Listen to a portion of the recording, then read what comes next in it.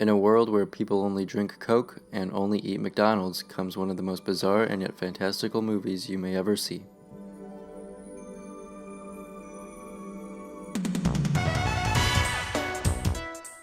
The story of the movie that introduced product placement to the silver screen begins with a producer by the name of R.J. Lewis. After producing The Karate Kid and its sequel, Lewis wanted to take two of the biggest things at the time and combine them into something even better, Ronald McDonald and E.T. Not only would including McDonald's into the movie be good for marketing, but the profits would also go to the Ronald McDonald Children's Charities because of Lewis's connection to it.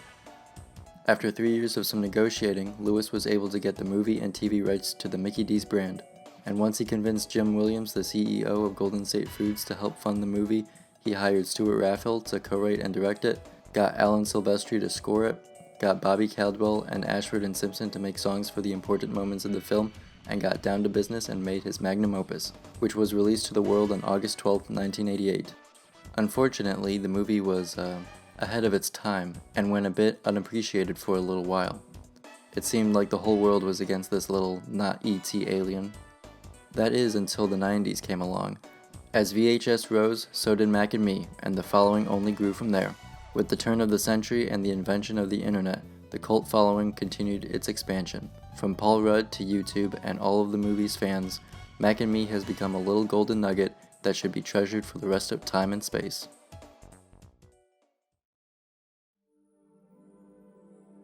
To gain a decent understanding of this beast of a movie, it may be a good idea to take a little look-see through what happens in it. For the uninitiated, the movie begins with a Star Wars pan down to an unknown planet. We're introduced to Mac, short for the mysterious alien creature, and his family. We see one of them drinking some sort of mysterious liquid from the ground with a straw, and this ever so curious drink is.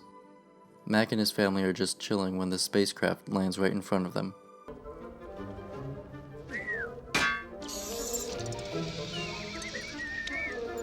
Naturally, not knowing what this thing is, the aliens go up to the spacecraft to inspect it. It is revealed that this thing was sent by none other than the United States of America. As these things continue their probing, Mac, the littlest of the bunch, gets sucked up by a vacuum on the spacecraft, and then the rest of the family follows. Satisfied with what it's got, the spacecraft leaves and heads back to Earth, and thus begins an unforgettable adventure of a lifetime.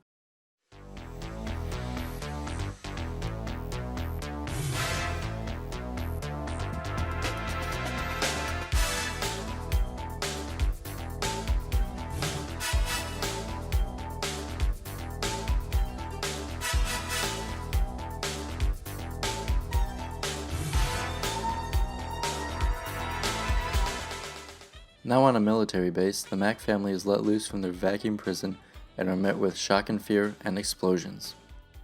Confused by this strange environment, the dad tries to lead his family to safety, but alas, they've lost somebody. Mac, all alone and scared for his life, scurries his way off the base.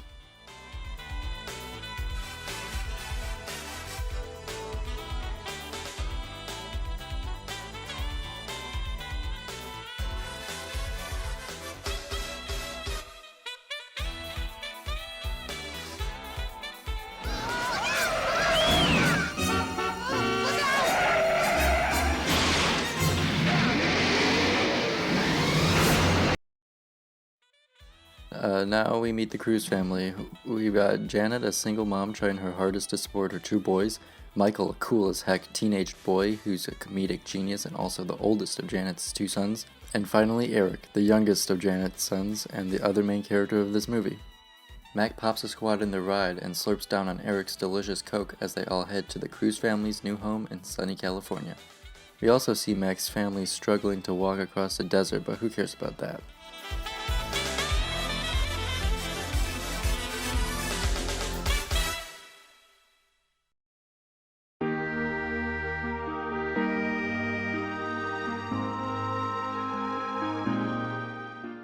As the Cruz family gets settled into their new home, Mac does some funny, wacky alien stuff. You know, like any alien would do.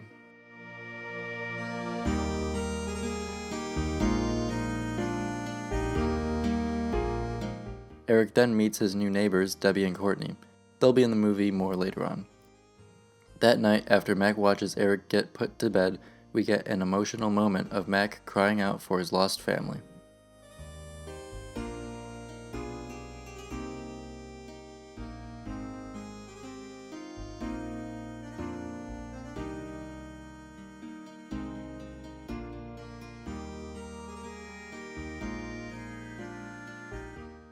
And now, after a third of the way into the movie, the Mac finally meets the me. After Mac completely trashes the new house, Mac runs off, and after getting chewed out by his mom because she thought it was he who trashed the house, Eric goes looking for him. And what comes next?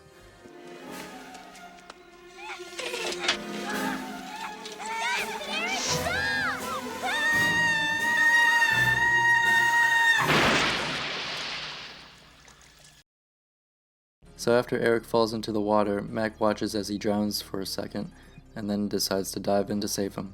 Using his super strength, Mac pushes Eric up to safety and goes back to hiding.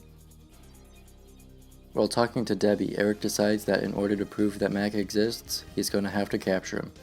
Eric sets his trap to catch Mac, and of course he uses Coke in a McDonald's cup to lure him in, cause what else would it have been? The trap is activated and Mac falls right for it like the little fool he is.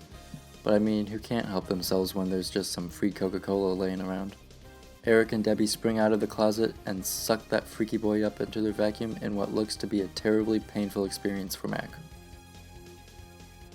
Now that they've got Mac in the vacuum, Eric and Debbie find it a little difficult to keep him in. After Michael gets involved, they decide to let Mac go, and when he gets out, well, he doesn't look so good. Janet comes home and spooks Mac, leading him to run away yet again. The next day, Eric and Janet decide to go and get a little exercise in, and Mac follows behind with his new whip and posse.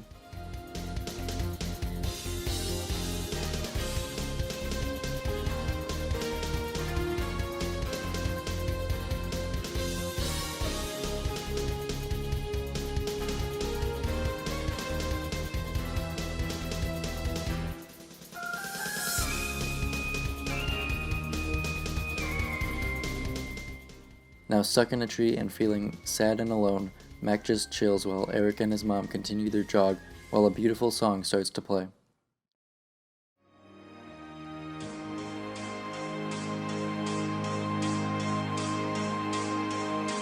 Tired of feeling all by myself, being so different from everyone else.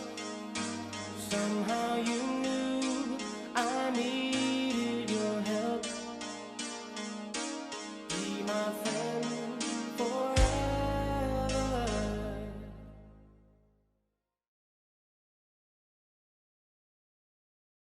After a visit from a government man looking for Mac, he and Eric are reunited.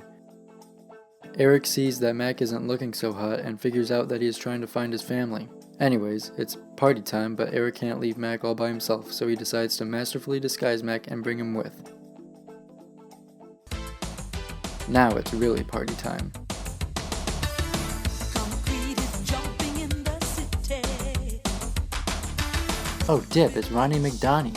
The street.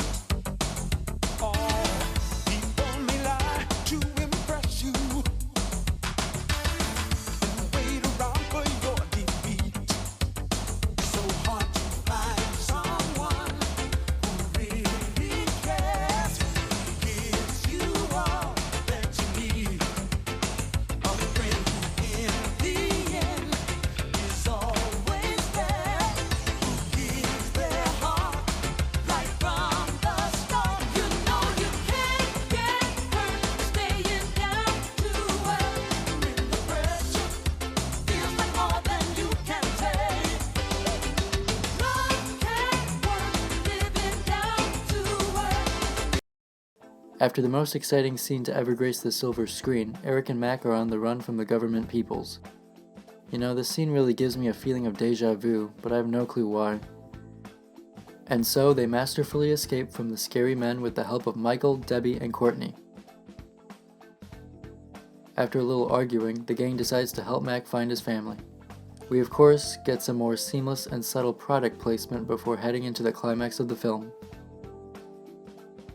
And now Mac is finally reunited with his family after what felt like an eternity. But Mac's family ain't looking so hot, but with a little help of some refreshing Coke, they're all fine. The gang, now with Mac's family, all hop in the van and head out. They all eventually stop at a gas station to fuel up and get some snacks and drinks, and Michael wants to call his mom.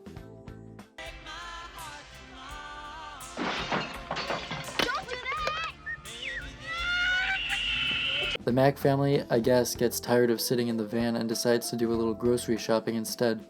Things, however, start to escalate a bit, and Mac's dad takes a security guard's gun from him.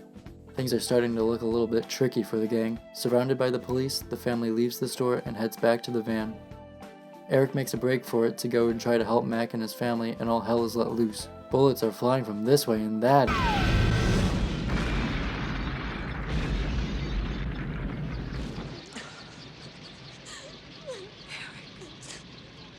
Well, thank God that Mac and his family are apparently fireproof and that they have magical powers that can bring the dead back to life, cause Eric's alright now. After what felt like a very long time, we're finally at the end. And how else could this movie end but with Mac and his family becoming United States citizens? Yep, it makes total sense. When you know who you are. And now they drive off onto the highway with the promise of one day coming back. Don't worry, they don't. I hope you had as much of a good time as I did going through what can only be described as a better E.T. Now, Mac may not ever come back, but I believe that he'll always be with us in our hearts. Here in the hall, we're not two worlds apart. The same dream we both see. Reach for that star, no matter where you are, it will be. Just believe.